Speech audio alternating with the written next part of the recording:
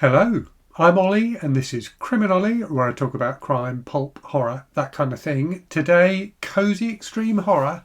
It's my review of Rotten Tommy by David Sodergren.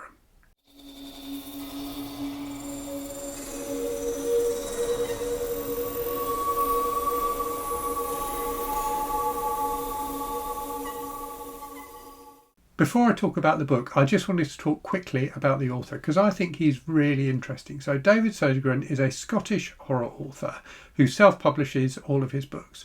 So as David Sodergren, he's published 12 books since 2018. And I've read, I think, about half of those. I read the first two when they came out, and I've read others of them over the intervening years. But he also publishes under another name. So as Carl John Lee, he's published, I think, another 7 books. So in 7 years, he's published 19 books, which is an incredible rate to be churning books out at. And they're all really good. All the ones I've read, I've really, really enjoyed.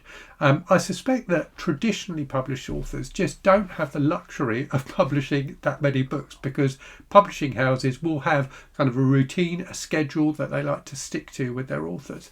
Whereas David Sodergren is able to publish far more quickly than a traditionally published author would be.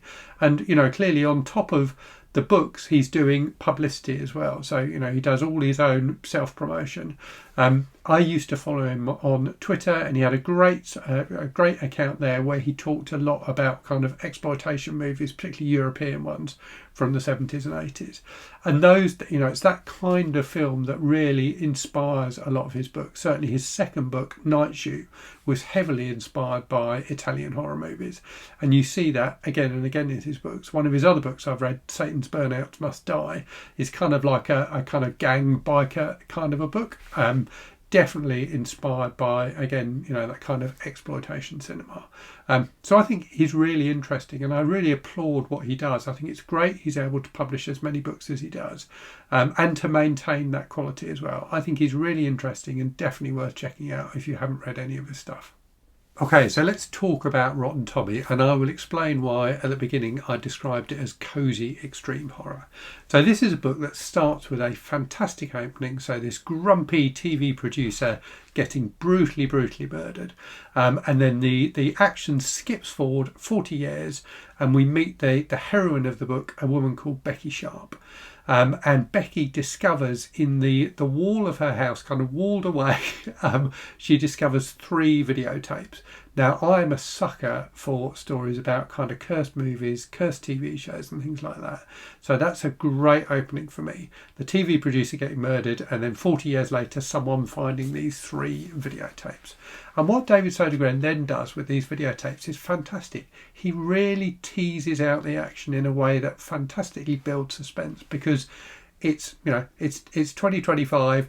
Who has a video player anymore? So Becky needs to find a way to actually watch the videotapes, and she ends up going to a guy who can like transfer them. He's got a shop and he can transfer them to digital.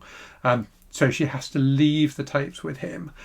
So you get this building suspense as you try, you know, as you are waiting to find out what's actually on the tapes. I'm not going to spoil things too much, but what I will say is there's a creepy kind of old kids TV show at the heart of this, and also clearly the character of Rotten Tommy, who is this kind of hulking monster type character who is absolutely fantastic, really great to read, a kind of almost like a classic slasher type character, who manages to dispatch a number of people through the course of the book. So there's a great kind of pace to this book. David Sodergren, as I said, is a big movie fan. He loves that kind of exploitation style movie, and he matches that kind of pacing in this book. So he teases things out when they need to be teased out, but then he will give you the payoff. He will give you some great kind of action scenes. There are some brilliant scenes of horror in this book, and it is very graphic. I'm not sure if it's really extreme horror. I think some of his Carl John Lee books he does label as extreme horror on the covers. This, I would say, is kind of more splatterpunk, really. It's not quite as extreme and taboo busting as extreme horror, but it's definitely very gory, very graphic, and has these great kind of horror set pieces, which you're a fan of, of that kind of thing, I think you'll really enjoy.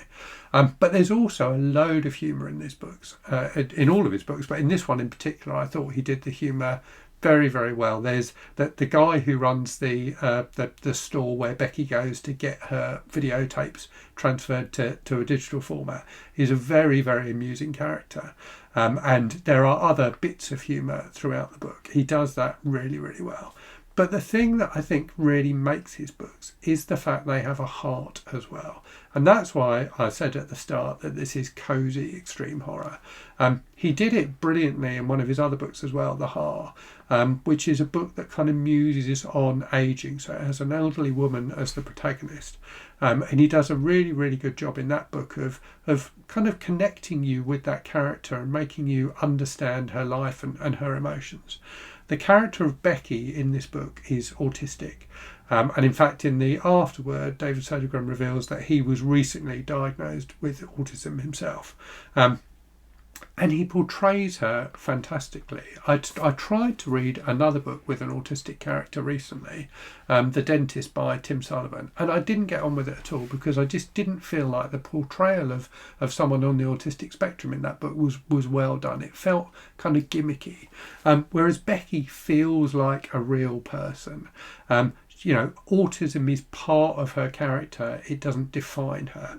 And I thought David Sodergren did a fantastic job of portraying somebody who is on the autistic spectrum in this book. It really has a heart, and that's what makes it so compelling, so enjoyable. You really do care about Becky and what happens to her.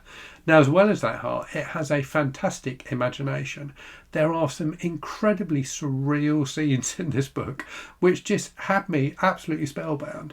He does that kind of weird nightmarish stuff really, really well, and it makes it, when you combine it with the humour and the heart as well, it makes it a pleasure to read, and it makes it feel a lot richer than a lot of other extreme horror books I've read. So I think for me the problem with many of the extreme horror books I've read is that they don't have that heart, and in fact they can feel really misanthropic. So I don't mind books being bleak at all, but I like books to be bleak because they have some kind of connection to humanity. And I feel with some of the other extreme horror books I've read, they just don't feel like they have that. They feel just horrible and misanthropic and not very pleasant. Whereas Rotten Tommy definitely has scenes that are unpleasant. It definitely has scenes that are very, very horrific, but it also has that heart, and that pulls everything together brilliantly to make it a much more satisfying book than it would have been otherwise. So there you go. That's my review of Rotten Tommy by David Sodergren, Cozy Extreme Horror. If you like the sound of it, do check it out. Anyway, I will leave it there and say, as always, thank you very much for watching. I hope you're safe and well out there. Hope you're reading good stuff, and I'll speak to you again very soon. Cheerio.